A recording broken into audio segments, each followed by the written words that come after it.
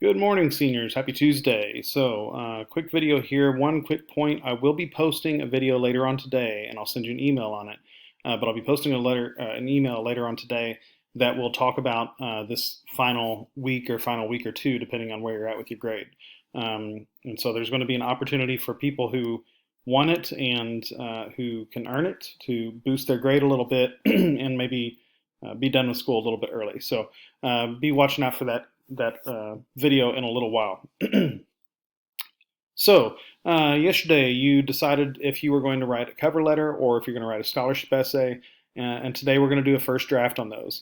I'm only giving you a day basically to work on these because they're not that long. They're usually pretty quick, especially if you find like a scholarship letter that's only 250 words. Cover letters usually aren't that long either. Mine are actually a little long for having a cover letter. So if you look at my examples, you are not going to write that much, but typically it's going to be within like a page. It's going to be under a page. It does need to be kind of quick and to the point, and this goes for the scholarship letter too. But at the same time, you want to make sure that you are standing out somehow from the crowd.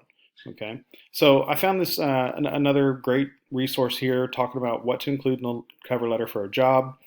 I'd like you to read over that.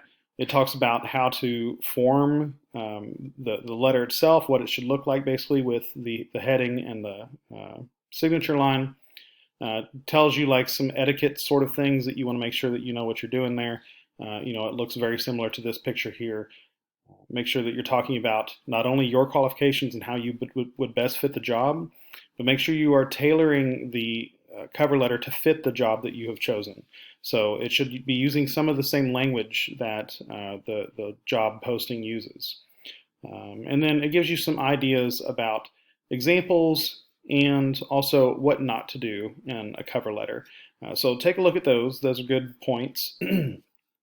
And I'd like to show you in Microsoft Word, and again, mine might look a little differently than yours, but if I go to this area where I hit New and I can search the templates, then I can just simply type in cover letter,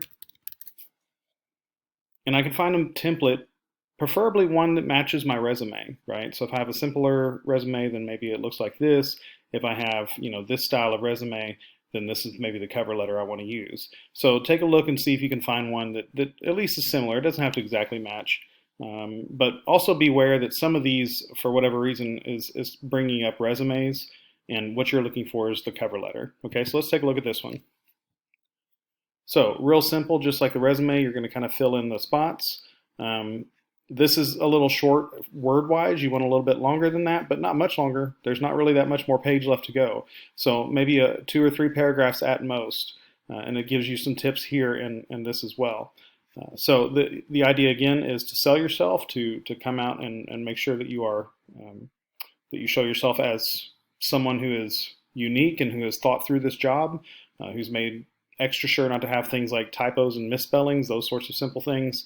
They want to see somebody who has good attention to detail, and at the same time, they want to see someone with a little bit of personality. So it's a balance between formal, like yes sir, no sir. Great to, I appreciate your time for reading this. And at the same time, you also want to be like very kind of informal and friendly. So attempt to do that for your draft. That would be due today at the end of the day so that I can look at them Wednesday and Thursday and have them back for you by Friday, okay? Which is going to be when the final draft of this would be due. So again, not too terribly long, definitely longer than this, but not much longer, maybe another paragraph.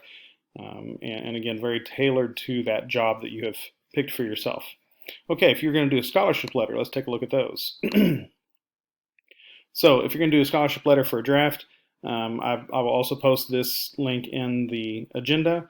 This is a nice little tip sheet on how to make your scholarship essay stand out. So of course, all of you have picked different scholarships, and it's going to be it's going to be tricky to kind of coach this through in a non-general way, right?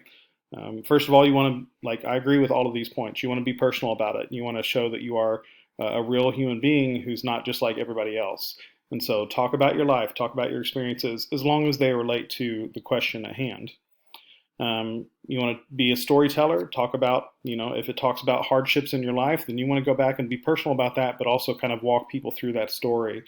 You want to make sure that you are this is more if you're going to write more than one scholarship essay for different scholarships, but just like a cover letter, you've got to reproduce that for each individual prompt. So it's not something that you can always like take one and transfer exactly over. Usually you've got to do at least a little bit of manipulation.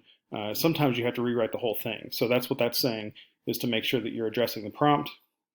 But also, don't try too hard to please the reader or tell them what you think that they want to hear. It should be you coming out through this. Again, oh, I missed this one, sorry. Follow directions, and what that means is simply if it says 300 words or less, then don't type 301. If it says between 500 and 1,000 words, then you should have between 500 and 1,000. You want to make sure that you're following the directions as well as answering the questions that they pose in the prompt. So that is the goal with today, to have a rough draft of that in your OneNote by the end of the day. Again, most of these are going to be pretty small, but I do want them to be focused on whichever one that you've picked for yourself. So have those in there. I'll look at them tomorrow and Thursday. Also, again, be on the watch for that other video that I'm going to have here in just a little while. Okay? Take care. Bye-bye.